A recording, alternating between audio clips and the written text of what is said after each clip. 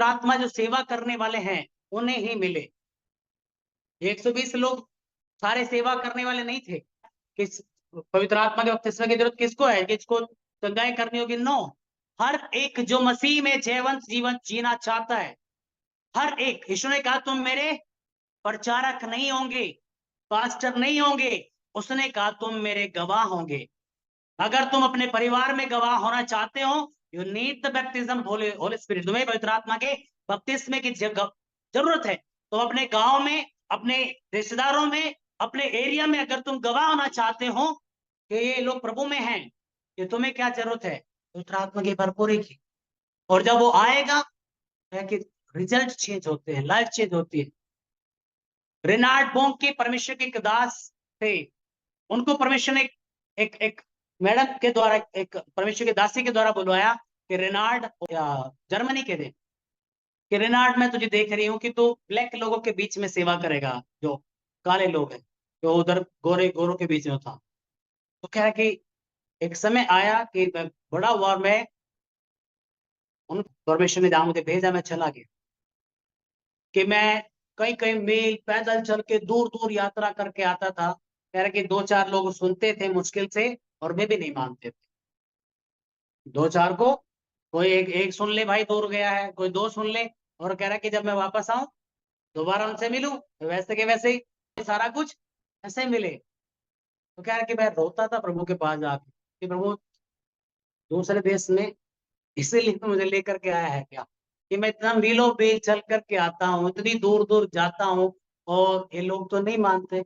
कि परमेश्वर एक ने वचन सुना, और जैसे ही मीटिंग खत्म, ये फिर वैसे की वैसे ही है। मैं रोता था परमेश्वर के चरणों में बैठ के कि परमेश्वर क्या है, ये मैं इतना निराश हो गया, इतना हताश हो गया। और क्या परमेश्वर मुझसे बात कर, परमेश्वर क्या तो इसीलिए लेके आया है क्या? और क्या है कि जब आप भूखे होते हो, जब आपको नीड होती है कि परमेश्वर मुझे चाहिए, वो ये लोगों को 120 लोगों को नीड थी कि परमेश्वर में चाहिए।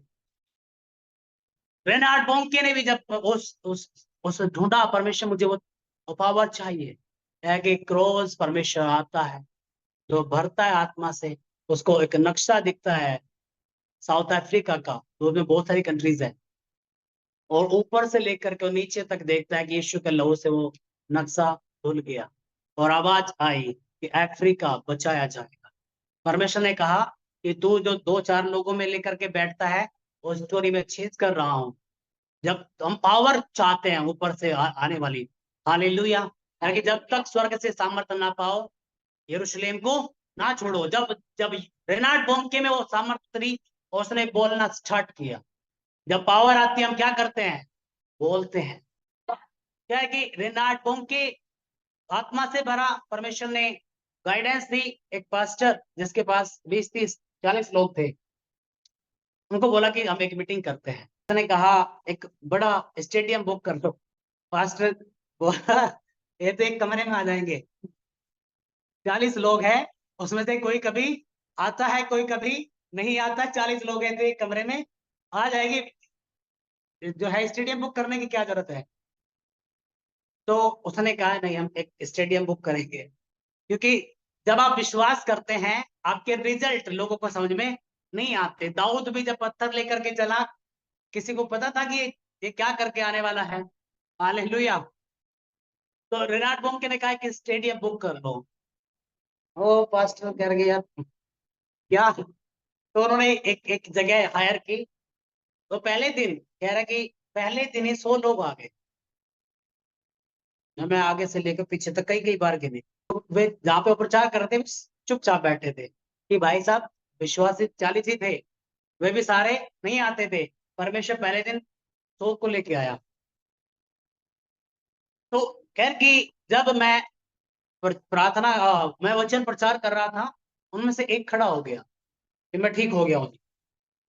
वो कह रहा है कि ठीक कैसे हो गया, प्रार्थना तो अभी तक ही नहीं, फिर कहाँ से ठीक हो गया? दूसरा भी कह रहा परमेश्वर ने मुझे छू लिया, हालेलुया, मैं ठीक हो गया जी। तो कह रहे कि यार प्रार्थना भी अभी तो प्रचार ही कर रहा हूँ, ठीक कहाँ से हो रहे हैं? तो कई सारे लोग ठीक हो गए मतलब।